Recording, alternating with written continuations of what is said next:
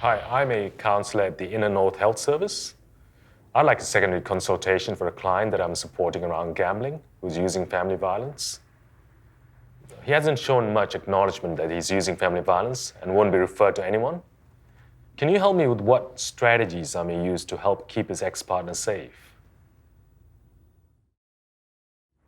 Dan, I appreciate you being upfront in this conversation about how gambling has been impacting you over the past couple of weeks. I'm hoping some of the strategies we revisited will support the goals we've spoken about. Yeah, I hope so. When the gambling gets worse, it feels like everything else spirals. We spoke last time about contact with the kids. How's this been going? The last drop-off was quick. Chris won't talk to me after we had an argument last time. I have to move because of the rent cost, but a friend has a place in the same suburb as the kids. Hopefully, it'll be easier to see them more, not having to stick to all the time so much. What does Chris think about you moving closer and not sticking to the times agreed for contact? Chris doesn't know. It's none of her business. And she can't stop me seeing my kids. Apparently she's seeing someone, but didn't think I have a right to know who my kids are around. I'm not stalking her or anything. People just tell me. And this information came through a friend? What are your feelings around it?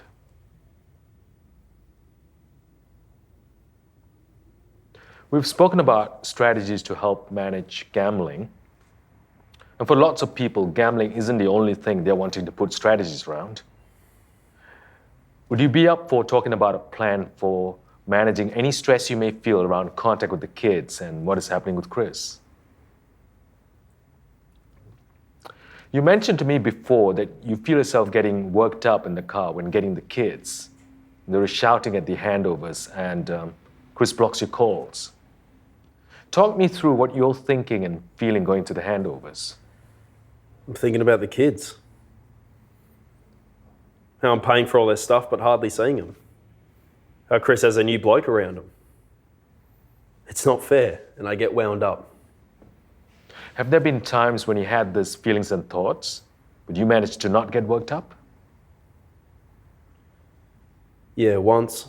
Can you tell me what happened then? I had Rachel, my sister, chatting to her on hands-free while I was driving to get the kids. She can be pretty straight with me. She knows all about the gambling. She just sets me straight and tells me to keep my mind on being a good dad. It's important to have someone you can talk to about what's happening. Would Rachel be someone you can reach out to when you notice that you're getting angry or have thoughts about unfairness popping up on your way to seeing the kids? Yeah, I guess I could do that. Just build it into a routine for when I'm on my way there. Can you speak with Rachel about this being part of your plan to manage your behavior so that she knows she's part of your plan? Yeah, I can speak with her first.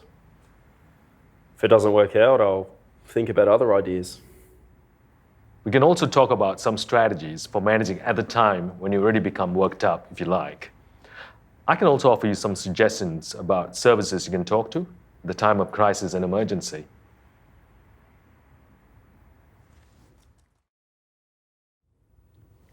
Now, this card has some phone numbers on it that we give to everyone. This here is the crisis housing number I've been speaking about. And here is the number for the service that works with men who are in similar situations to you, where they're trying to work out ways to manage their own behavior so that their family members are safe.